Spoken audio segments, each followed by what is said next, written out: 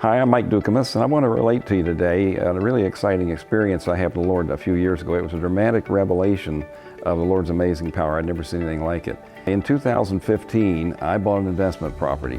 It came on the market at a very low price, and the reason was because the realtor that was listing the property didn't think there was any value in the house. It was over by Sam's Club right here in Chattanooga. It was a total wreck of a house, and it had about a half acre of land with it. And so it was too good a deal to pass up, especially after my contractor friend had come over and looked at it and said the house was redeemable. And not only that, it was sandwiched between two properties that were zoned R4. They'd been rezoned R4, and so I knew I could do the same with this property and get it rezoned, and then I could convert it into an office and sell it for a pretty good profit.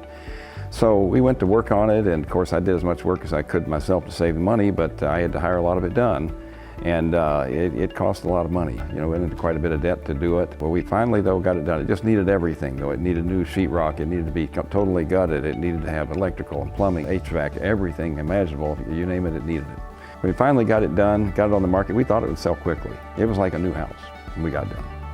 And to our dismay, it wasn't that way at all. We weren't finding many people even inquiring about it. We were having a hard time getting showings.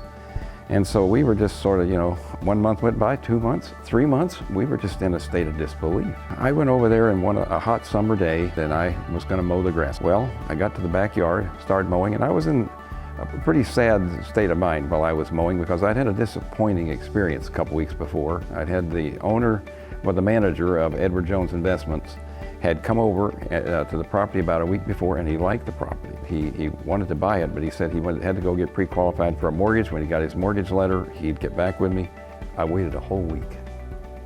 Nothing happened at all. So finally, I called him up, said, "What's happening?" And he told me that all he could say really was that something happened, and he couldn't explain it all, but he said, "I'm not going to be able to follow through with the purchase now, and maybe if it's available a month from now, then maybe I'll come back to you." And I thought, wow.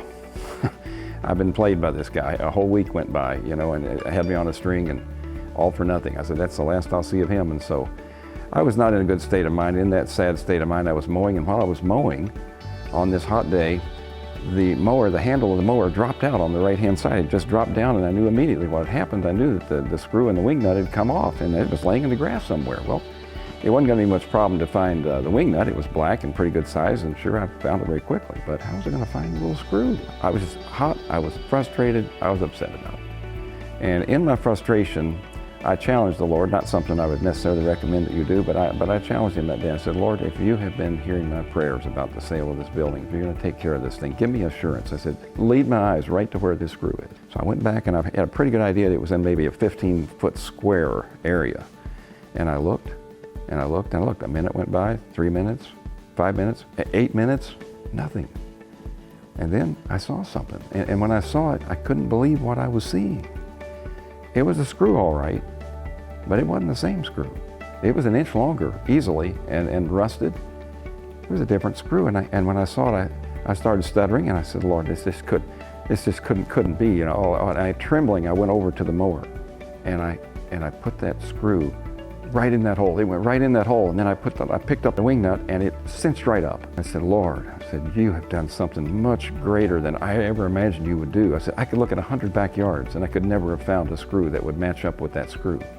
And I said, "Forgive me for being a Christian of so little faith." I said, "You've done a magnificent thing today." After that, I never worried about it. I knew it was all in God's hands. He was going to take care of it. And 1 week later, that guy came back. The Edward Jones Investments manager came back, bought that property, and it's been Edward Jones Investment on Crawford Street to this day. And so, folks, we serve an awesome God, a powerful God. He can do anything, anything. Don't hold back from your giving to the Cornerstone Building Fund. Reach out in faith, give sacrificially. He'll bless you. He'll abundantly bless you as you partner with him in this mighty endeavor. And in a very short time, he's going to work through all of us, and this new building addition will be a reality.